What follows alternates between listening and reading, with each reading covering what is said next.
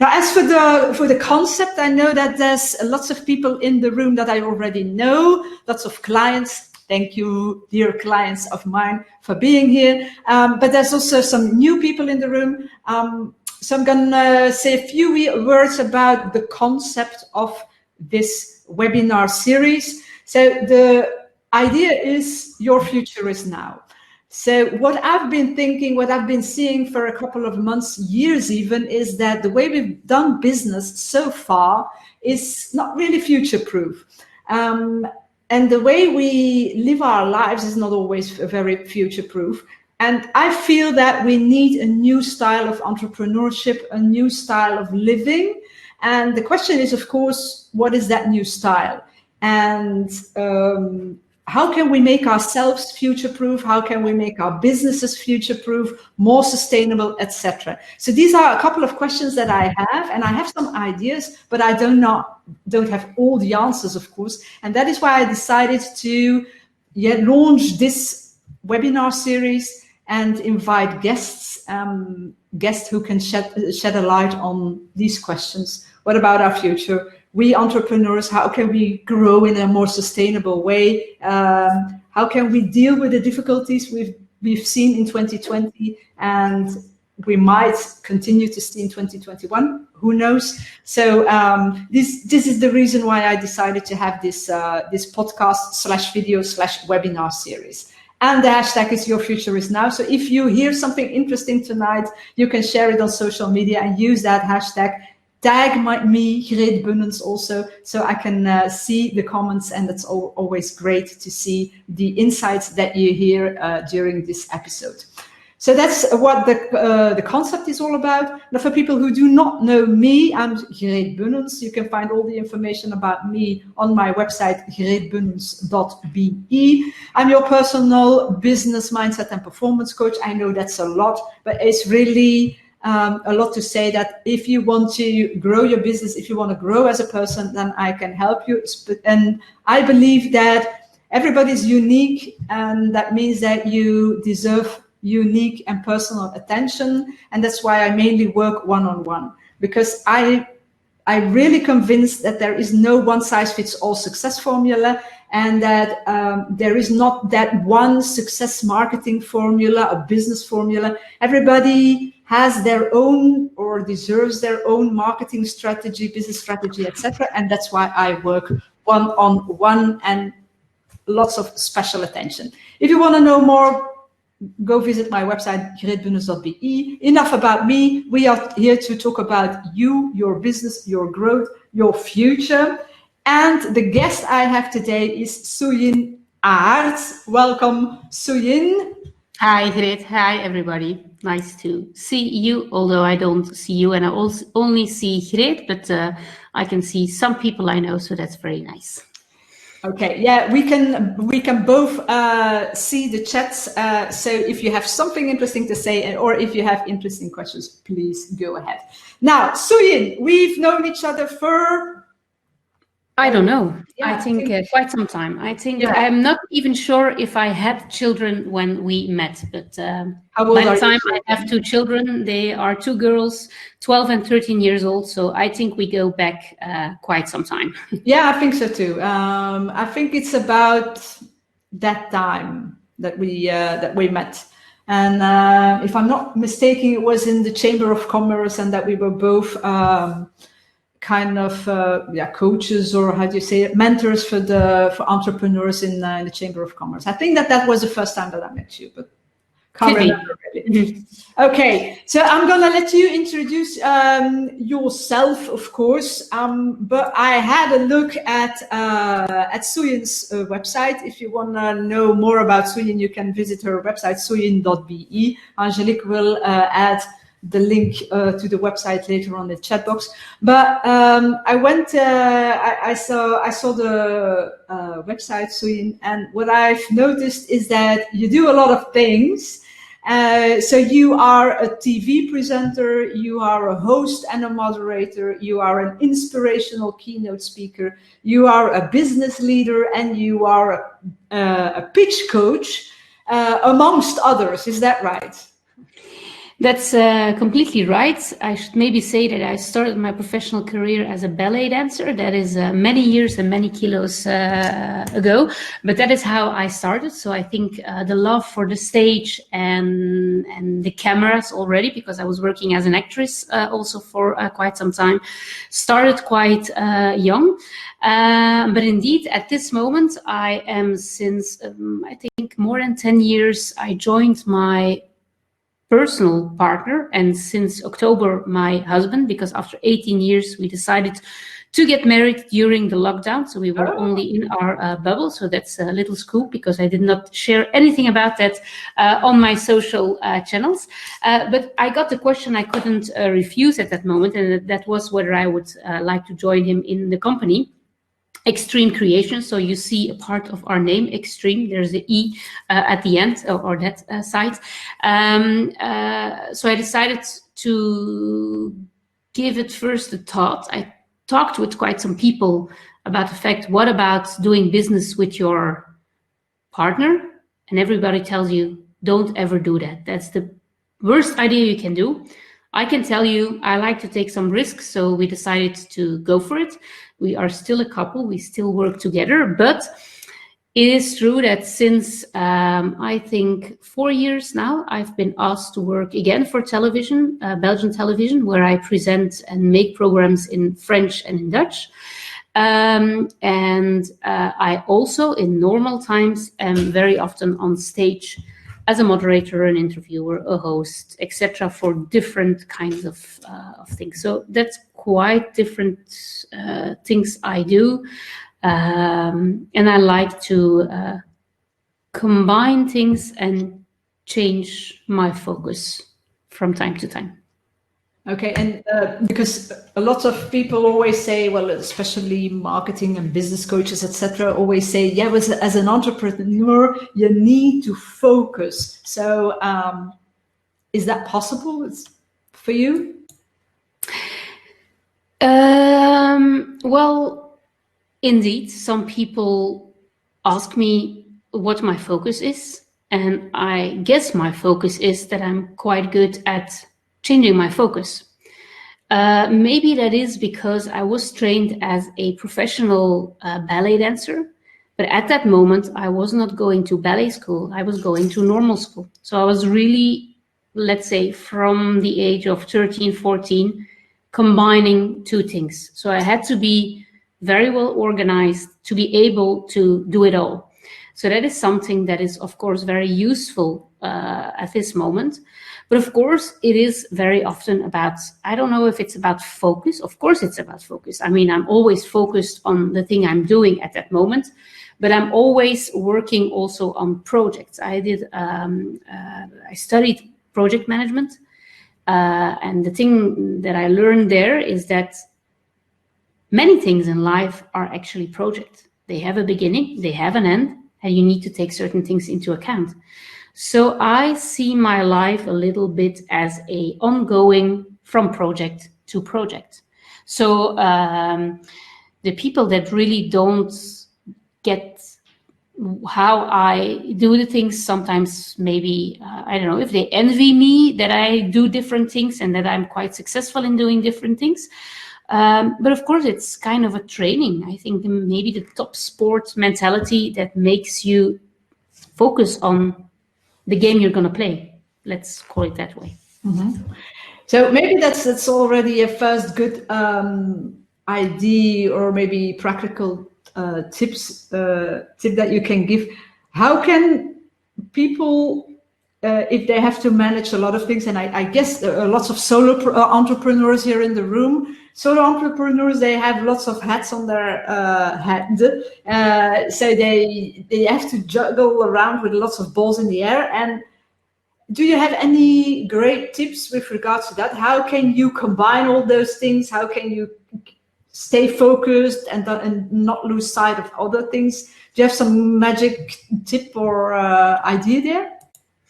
I don't know if I have like magic tips, but I do think it is important, and I'm very bad at it still, but learn to say no from time to time. If you say yes to anything, then you will never stop.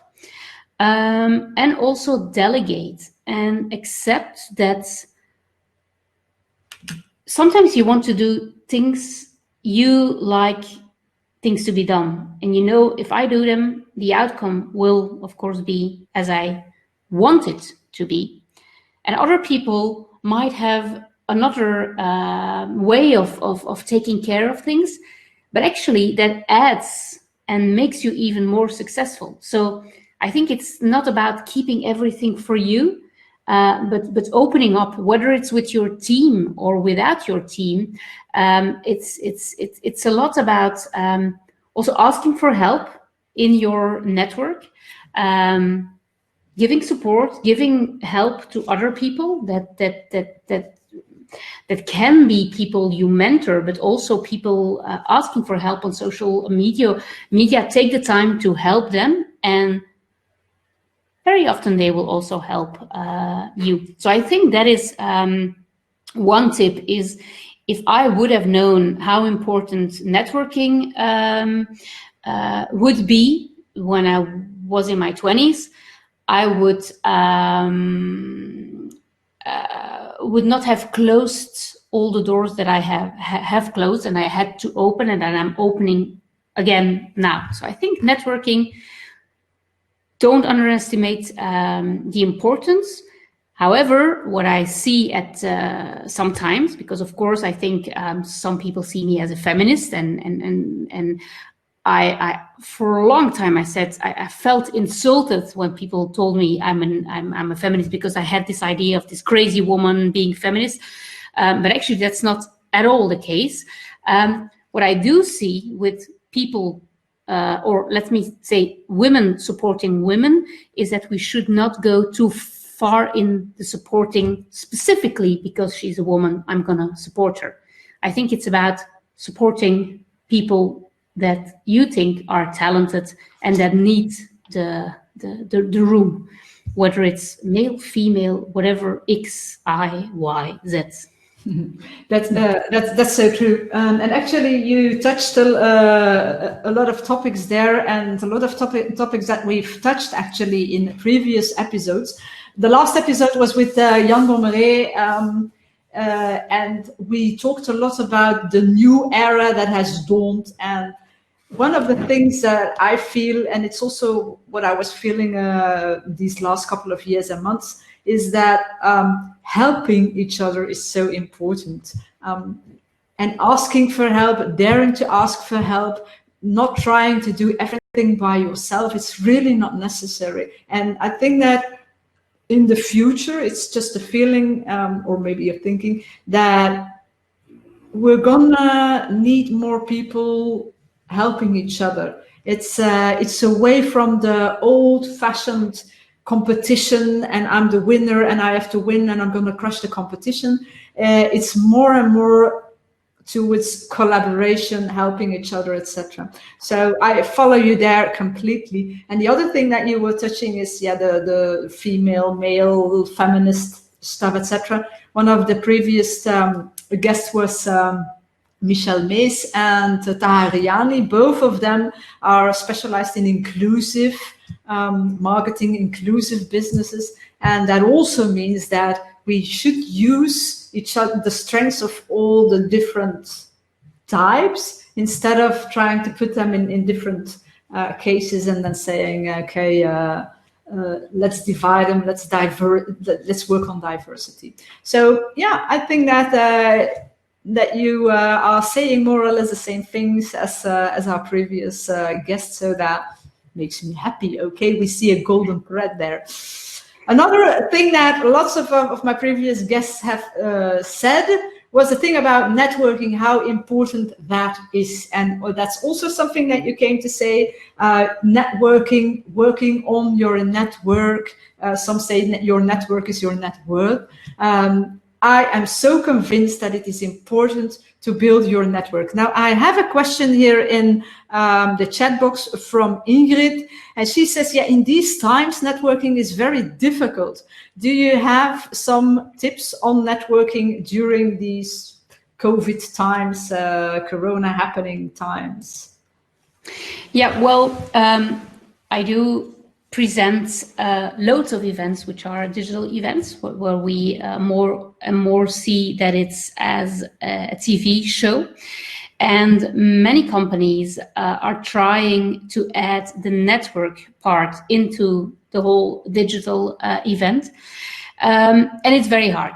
And for the moment, I don't see people really succeeding in that. And I think the most difficult thing, and I'm quite lucky because most of you probably are at home working, as I'm very often on a set, I can leave my house and I can bump into people I did not know, and I can have an interesting conversation with people I did not know. And I think we are, maybe we were not that aware how often we talk, or at least I do that, and I see a lot of people in my network doing the same, with people that we bump into by coincidence, or we see somebody again. And in these times, this is very difficult because you're gonna take your phone and call your close friends. And I think that's it. And then you see some trying to get the online apéro and whatever, and you do it once, two, but then you see, okay, it's quite different. So do I have tips to do online networking? Well, I think we should try to start with reconnecting with people we already know. I think we should try to, as you say, offer some help to some people that might be in a difficult moment. And it's very often, or for me, networking is not at all about selling. Networking is, for me, listening to what some people say, thinking it over and saying, okay, but I know somebody, and if I match two of them, this might be a successful outcome. And I think that is something that we can indeed do in all the social networks that there are, whether it's Instagram, Facebook, LinkedIn, etc., and try to connect or reconnect with people that you already know. Maybe just asking, how are you doing? Do you have a difficult time as I have, or can I help you in one way or another? But it's true, it's very difficult to meet new people if you cannot go outside. But maybe one thing, and we were talking about it just before we went live, I have a friend who's a single lady that told me if I would have asked her last year whether she would go on Tinder to meet people, to go for a walk, she would never have believed that, but that's exactly what she did. So apparently, even if she's not looking to meet somebody to spend her life with or to have a one-night stand, that's not what she's doing. But on certain networks, apparently, I'm not on Tinder, so I don't know, you can also try to meet people, and they are a little bit more designed. So I think, why does that work? Because we are more open. And I can honestly say that some people that are friends now, I met them online, and very often it's because we are in the same business and we start talking and you start to share some personal things, and we don't need to be so scared to share them on social. And of course, Facebook is watching and Google and everybody's watching, but hey, it's or you're on your own or you share things, and then, okay, if somebody wants to misuse what you say, then they will, I think. I hope that's a little bit a question on that. I think so. Yeah. Is it an answer, Ingrid? Well, actually, what you see, of course, is lots of organizations or people trying to organize these online networking events. It's a little bit artificial, probably. Especially you've got these Zoom apéro stuff and etc. I think it's for me that does not work very well, I must admit. However, talking one-on-one with people online, but also via LinkedIn, and then having a chat on Facebook, whatever, and then you start a conversation, then it's on Messenger, and then you decide, okay, let's call each other, then we call each other, and there is this click, and then we go for a walk. I had a lot of walks these last couple of months. I like walking, of course, but I never did that in a networking environment. But today it's almost the only thing that you can do. You can't go to a restaurant. There are no networking events. And I must say, it's really because we started chatting online, and then we said, okay, let's have a phone call or a Zoom, and then we go for a walk, and we meet at the beach or wherever. So so there are possibilities, of course, if you are open to it. Okay, so and Ingrid is telling us that it's a very clear answer. Okay, if anybody else has good tips on how to network in these interesting times, please share with us. Now, I've got another question, Suyin. I was looking at your website, and I love your website. And you're talking about the past and the present and the future. And when you talk about the future, I read this sentence: I want to help others to air their views. People need to ask themselves the right questions if they want to live their lives happily ever after. I must admit, I love this. And of course, my curious mind is asking, but what are the questions we need to ask ourselves in order to live our lives happily ever after? What are these questions? Well, in a way, it's of course mixing certain things that I do. So in one way, hashtag air your views is the hashtag we use in our company. We make tailor-made visual communication material, but inflatable. So we air your views. So that's why we are using this since 20 years. On the other hand, as an interviewer, as a journalist, I think if you don't ask people interesting questions, people will never be interesting guests. So it's all about asking the right questions. But I think it goes further than that. I think you have to ask yourself the right questions, as in, am I still doing the job that I like to do with passion? Is what I was screaming about, that my passion was dancing, is that still my passion? It is not, for example, for me. Is the person I am with still the right person, etc., etc., etc. So I think it's very important to ask a question or make a decision, and don't be afraid to make a decision. Because for me, and I very often tell that to young people, if I'm asked to go speak to young people that are in their studies, to me, the only decision that I made that I know will be for the rest of my life is the fact that I have children, and the person that I made the children with. I can still decide to leave the father of my children, but he will stay the father of my children, and my children will stay my children. I can never put them back, and I don't want to. But beside that, I think we should not be too afraid of buying a house or signing a job or meeting up with a friend or go for a walk with somebody that you think is a nice person, etc., etc., etc. So I think that is about asking questions. And if you don't question yourself, if you don't question others, then you will just live like your life like this, and it's more interesting to ask yourself, is there anything I can change to be a better version of myself? And I think the best version of yourself is something you will never ever reach, but it's something that you are working to, as if you go on top of a mountain. And it is something that I'm more aware of. I was already aware of this, but I'm more aware of this path.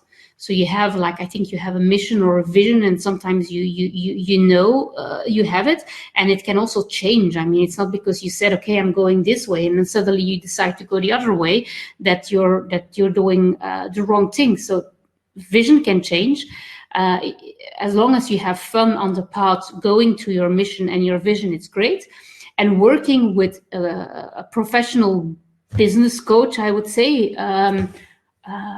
helps. And in a way, it helps for me And it's a little bit like how we met here. Actually, we met in Plato Traject, which is for the people in Flanders, they will know this. So it's 15 more or less entrepreneurs that will see each other during 1 year or 2 years every month. And they have 2 or 3 people that are mentoring them.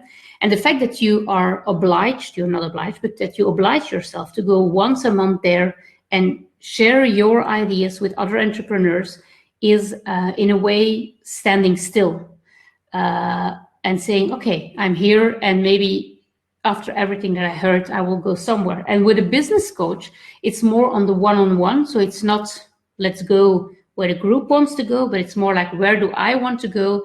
And what are my strengths, and what are the strengths I can work on to become better, and maybe more really work on strengths. And I think that's also maybe a tip if you're an entrepreneur: use your strengths and work on that, and the things that you're not that good at, delegate. And also realize that sometimes I am, for example, very good with figures. I'm the one paying everybody in our company. I'm the one doing the banking, etc. So I'm very good at it. But I like to be also very creative. And if I spend too much time working on the figures, then I don't have time to be creative. So sometimes you need to delegate also things that you are good at, but maybe there's other things that you even like more. And that's the questions that you have to ask today, tomorrow, and after tomorrow, if that's an answer to your question. Yeah, indeed, so you're saying we need to keep asking ourselves the question. Actually, we need to stay open-minded and never taking things for granted, and be very careful with the things we think are certain or are true or whatever. So that's why I also always use in Dutch it's "is dat zo," and in English it is that so? Because when people claim something, they say something. When I say something, I have a tendency to ask the question, is that so? And if other people say that, or as you were saying, okay, I still believe that Lieven is the love of my life and will continue to be so. I hope so, but maybe not. And it's good to ask yourself these questions. And the same thing is true for your business. It's important that you take the time to ask the questions. Okay, what have I been doing up to now? Where do I want to go? Is this the right path? Am I enjoying myself on my way to the top, as you were saying? And is that so? Is what this business coach is saying, is that true? And that's why I also believe that if there are, for instance, business coaches or marketing coaches or whatever, if they are saying, okay, this is the 5-step way to become successful, you have step 1, 2, 3, 4, 5, you do that, and then you will be successful. I think that is so ridiculous. And my question will certainly be, is that so? Because first, what is success for you? And maybe that's also a good question for the group. What is your definition of success? That's the first question. So how can a business coach tell me how I'm going to become successful if my definition of success is different from your definition of success, maybe, and from other people's definitions? So I'm really curious to know what people are going to put in the chat box. Please do add your definition of success. So first of all, the definition of success is different. So how can that person tell me that the 5 steps will be the way? And then I think I would even dare to add, it's a little bit the same as with the children. There's only one thing that really has a way to go. And even then, we found solutions to make the children in another way. And that's maybe 3 steps, 5 steps, whatever. I mean, that's what we tell children, and it still works. But now you can have children in different ways, but that's about it. All the rest, to be successful, I don't know, 5 steps. I don't believe that you have one thing working for everybody. How to become a millionaire. Yes. Well, and that's indeed, and that was a difficulty that I had the last couple of years, is that we were, and I must be very honest there. I made my mistakes too. I said rubbish things. I claimed things. I thought they were correct, but when I look at them now, I say, is that so? So because I try to convince people, the entrepreneurs, to follow certain rules or certain strategies, etc., and then you would be successful online or in your personal brand, etc. But I've noticed that maybe it works for 70% of the population, but there's this 30% of the entrepreneurs who need a different strategy, who need a different approach, who want a different strategy and a different approach. So, and that's also why I decided to work mainly one-on-one in my business coaching, because everybody's unique and everybody deserves a unique approach in marketing, in sales, in business, etc. So yeah, and the question, I think, in a way, is also, are you gonna believe what you say until somebody proves you wrong? Or are you curious enough to even listen to certain people? And even if your strategy seems to work, try to even adapt maybe your point of view. So I think that is the challenge you need to be able to give yourself, is to say, like, okay, what if I listen to the way a certain person is doing things, even if I'm not looking to change a winning recipe? And I think that is something that, of course, we see in marketing, of course, and we see it in many things, that you need to be already preparing maybe the next step. And if you wait until it's over, then it's over. I think, yes, in a way, of course, but it's also about what is true is very personal. What is success is very personal. I mean, there is not one world. There is my world, and there is your world, and there's everybody's world. And we once you understand that, that we agree on certain things, like we say, this is blue.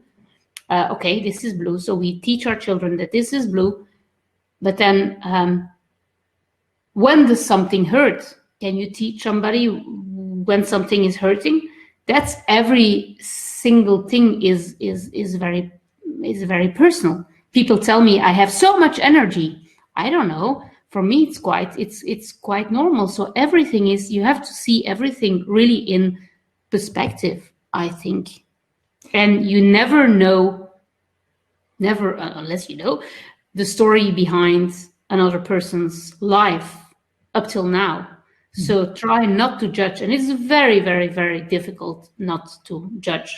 And I interview a lot of people, and you really have to listen to people, trying, not waiting as long as possible to judge somebody. But of course, you will have to judge. You will have to say, okay, I like it or I don't like it. And I can say, for example, the Greet I met, I liked a lot.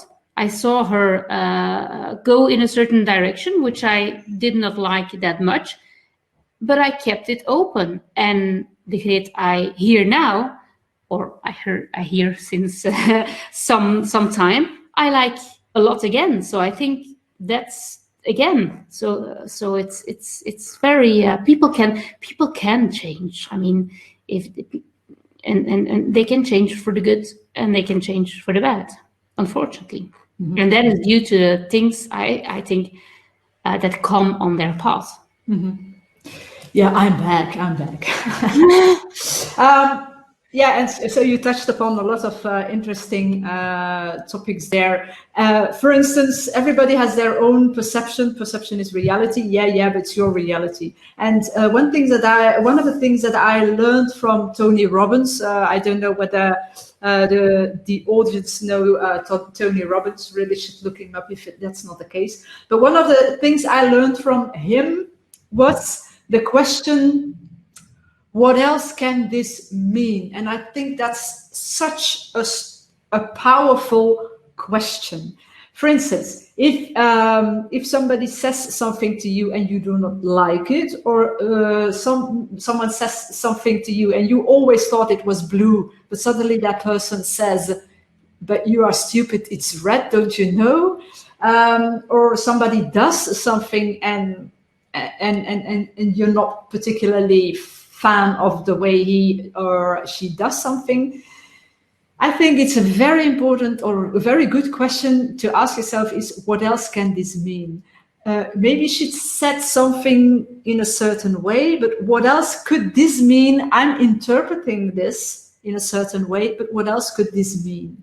Or she does something, but what else could this mean? And that also is related to what you are saying. You never know somebody's previous life. You don't know you haven't walked in his or her shoes. And as long as you haven't done that, who are you to judge? And how can you really be certain what he or she meant by doing something or by saying something? And if you are able to ask that question, then you become much more compassionate to other people, less angry maybe if somebody says something that you didn't like, because you start to look at things in a different way. And that's also keeping that open mind. So if there are certain situations that where, for instance, the corona happening, you can look at it in a certain way, but what else can this mean? What else can you do? How can you react to things? I think that's very important too. Last week there was somebody in a Facebook group and she asked the question, yeah, 2020 was a difficult year, but what was positive about 2020? And there was one lady in the Facebook group and she said, nothing. There was not one thing that was positive in 2020. And I don't understand that. So can you really try to look at 2020 in another way? To see maybe one little positive thing, and that's changing your glasses or changing the way you look at things, and etc. Okay, so do we have any more? Somebody says, Jan says, success for me is doing business à la joie de vivre. The way to do it is my project, and the golden thread is my passion to succeed in the things I like to do. Okay, and somebody else says, Anita says, yeah, okay, success is very different for every person. As long as you are passionate about what you do and you get energy from it, you will book success. Okay, great. If somebody else has a great definition for success, please let us know. Suyin, what's your definition of success in a way? Interesting question.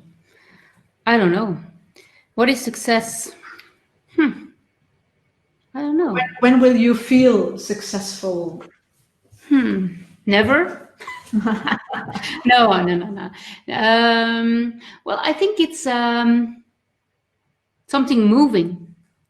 I think success is something that moves. I don't think it's like something standing there. I think success is something that moves, should move. I think that success is also something you could get addicted to be successful, to have the need of doing better. And that's probably my top sports mentality, that always want to jump higher and further, and that's maybe the bad side of the top sports mentality, that you can only be successful if you win the race. And for example, I was running many years the 20K of Brussels. And in the first years, I was like, I cannot imagine how many people are passing by and running faster than I do. And I was focusing on the fact that people were running faster than I did, although I never was at the start to win this race. Of course not. I'm not a runner. And then suddenly in my head, something changed. And I was like, what if I focus on all the people I pass? And it's, again, a different mindset. And I felt more successful after that race. Like, okay, it's also a way of perspective. There's always people in front of you, and there's always people behind you. Although I also think it's sometimes about playing in a different league. Again, maybe I'm too much a sports person, but when you move leagues, then you will have people that move with you to the next league. And you will have others that don't move with you. Maybe they move, but they move on another mountain, which is not the same mountain as you were in the beginning. Sometimes it's people going faster, people going slower. It doesn't matter. And sometimes I do wonder, is it lonely at the top? And I'm like, okay, maybe I should not run too fast because I'm losing too many people. But then I meet new people. So I think when you move leagues, if you move businesses, if you go faster, if you go up, if you're more successful, maybe, but what is more successful as others, it's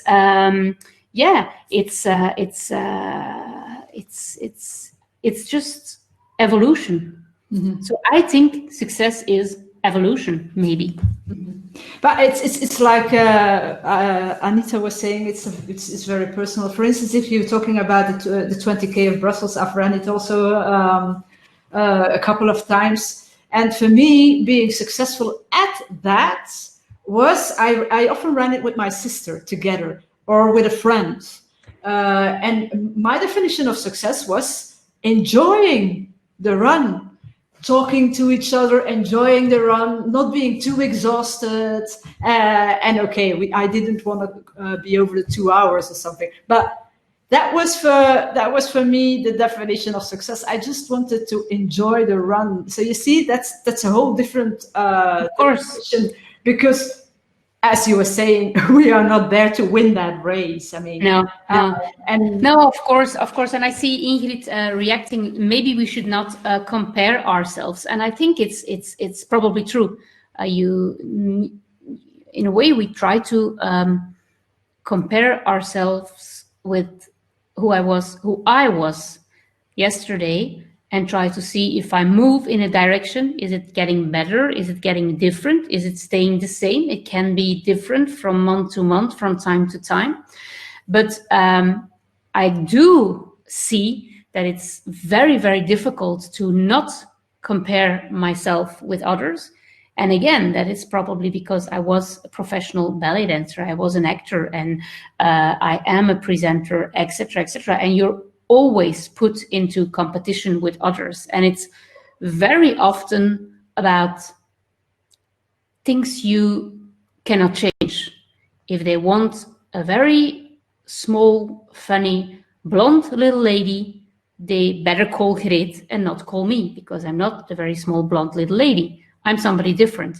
And that is something that is quite hard on a young girl to understand, that this is the way. But then at a certain moment you get used to it, and then it's very hard to not compare yourself with others. But I do agree with Ingrid. This is, let's say, the biggest work for me with my coach, is to try not to compare. And as I say, when you move leagues, you don't compare with them, but you compare with the ones in front. And in a way, it should be like, for me, they should be like role models, but true. A role model should not paralyze you. If you are looking at your role model and you go, wow, this lady is amazing, then it's not going to work. If I say my role model, or the person I want to be in some years, is Oprah Winfrey from Europe, then I'm completely not paralyzed. If I meet her tomorrow, I'm going to say, okay, let's do this. I'm not like standing still. So I think that is really important. You can have there's other people that I would maybe be paralyzed, but it's more like that's not a role model. So I think that's really important to teach people and to teach young people, but even older people as I am, that you should not be paralyzed because you want to become as your role model, and you will never become as the people that are too far away. So compare yourself with good things. Compare yourself with yourself, I think. Mm-hmm. But that's not so easy. I have a very difficult time doing that, and I know where it comes from. It comes from that past. But if I want to move somewhere in the future, I will have to start agreeing that I'm not the 18-year-old girl anymore that is skinny and good looking, but voila, I mean, and other things. But so that's, yeah, I think that's very, very true, Ingrid. We should not compare ourselves to others. But yeah, it's not always that easy. But I think it's how we are brought up in school, for instance. You had better grades than the other one. So you in our time, it was she was the first in the class, he was the last in the class. I don't think that they do that anymore in schools, but it used to be the case. So then the poor guy or girl who was last, it's terrible. I mean. But in a way, it is human. Even if they don't tell you that in school, kids are doing it. And I can see I have two girls, and they only have 1 year difference. They're in the same age group because one is 1 year ahead. So it's like twins. But one is going to say, there's people that are doing much worse than I do, and the other one is completely the opposite. And they're in the same school, they're the same age, they have the same teachers. So it's also, yeah, it's the system, but I think it's also human that you compare yourself. You want to, but that this probably because I think that is indeed something that is bad at how we educate children. And again, I say that, and I don't walk my talk, because my kids are in a very classical school doing things the classical way. So if I would walk my talk, I would send them to, maybe not even send them to school. So that's, again, something. You have certain big ideas for your future, and then comes the moment, and then you have to do it. And then you say, like, okay, did I not say I was not going to drink a glass of wine this week? And did I just drink a glass of wine? So, I mean, yeah, that's, I did not drink yet, but could be. Okay, but we're not perfect, and I think with regards to the comparison, it's a comparison trap also. I think there is a good way of comparing yourself to others, and there might be a bad way, if we can say it black and white, kind of. The good way is, like you were saying, Oprah Winfrey, she's my role model.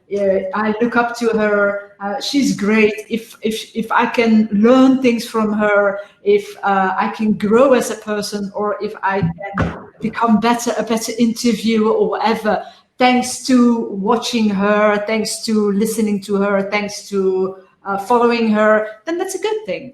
But if you feel small and a loser and not capable, etc., because she's there and you're here, yeah, then it's a bad thing. So I think that comparing yourself with others is okay, and it's natural, as you were saying, but we should be very careful not to fall into the comparison trap. Okay. Okay, Ingrid is very happy that you are so vulnerable. Suyin, how great is that? Now, Suyin, these last couple of months have been pretty extreme for your company. Extreme, you have different companies, we've already known that. But it's been quite an extreme situation. Because you are, amongst others, in the event sector. You do not organize the events yourself, but these events or organizations as well are your major clients. How did you cope with this situation? What happened? And what is the major lesson learned that you would like to give the audience, and it's maybe also the last question that I'm going to ask.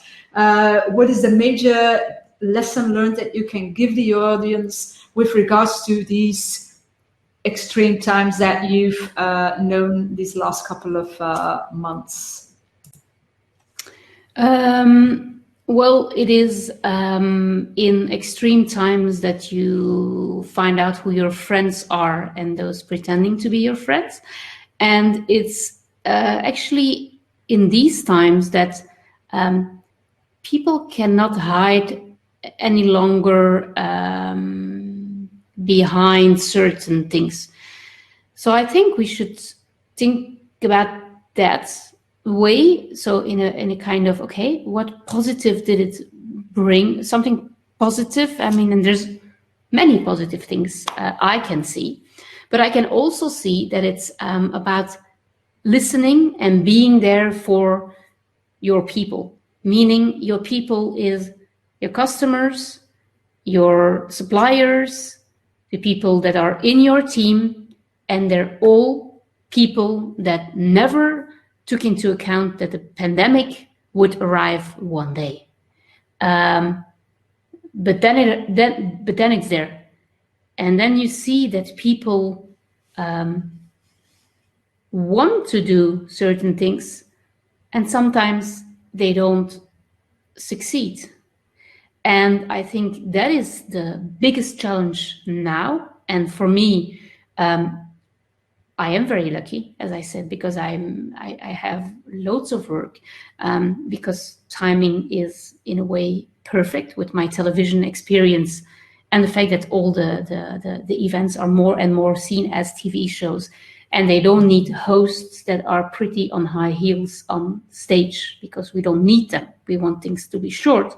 We want people to moderate, people to ask right questions. So that's great for me. But for other people, and that's the strange thing, that's one part of my company. That's the work that I'm doing, and it's booming business. And on the other hand, I have a business that is sleeping for the moment. And what did we do?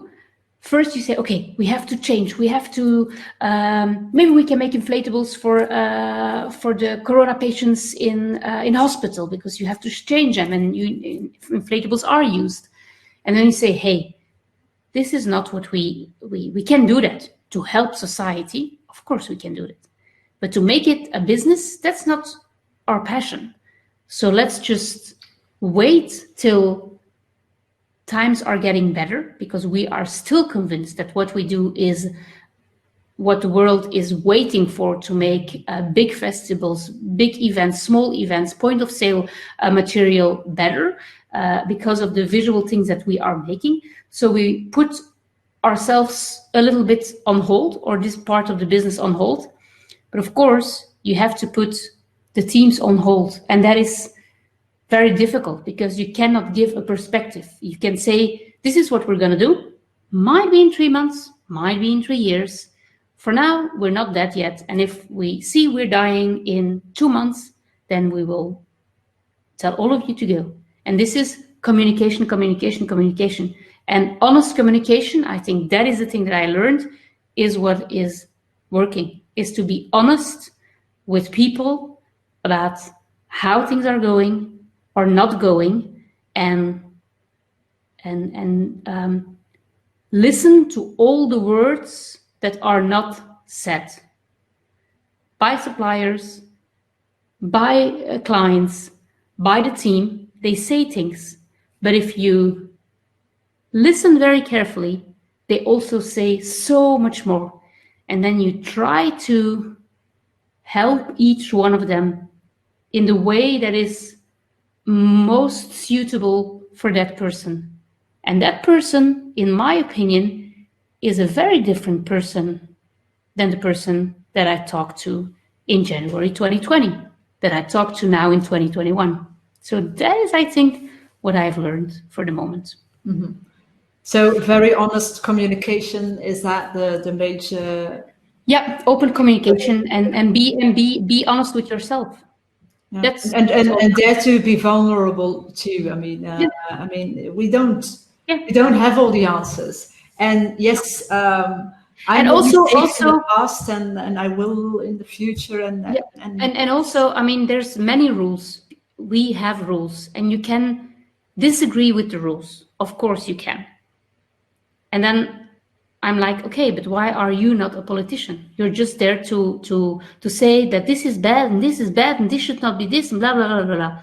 Okay, but if you say like, okay, this is what people decide, and we only need 10% of the people not following the rules, and so just let's just imagine we're all in this together and try to follow as much the rules as you can.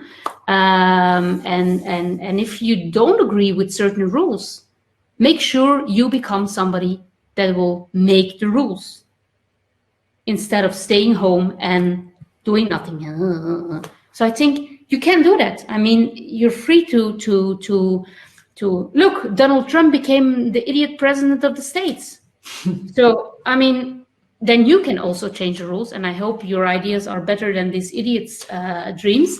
But yeah, communication. It's all about communication, and also understand that internet and social media is, for me, a mix between gaming and real life. So if you see pictures of me on social media, these might be professional pictures and they look like selfies, but they are not selfies. Teach your children this, please. That filters are there to make things better, and that it's of course, it's not a newspaper bringing all the news of the world.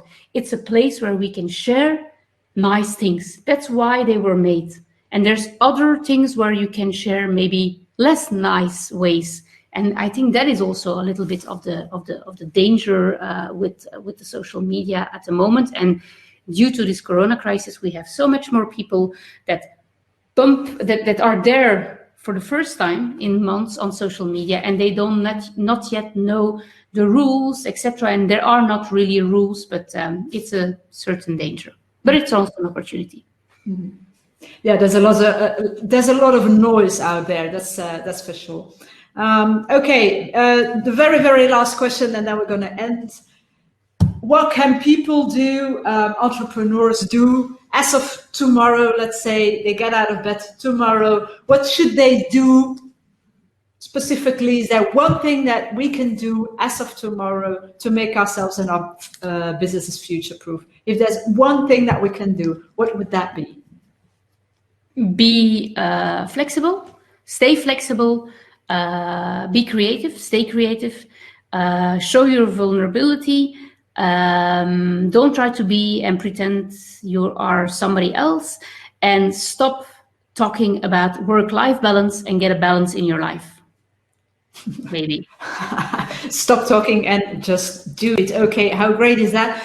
How great is that to finish this interview, this episode of Your Future is Now. Thank you very much, Suyin, for being here and sharing your views on the future, but also sharing your ideas on life in general. It was great having you, so thank you very much for being here.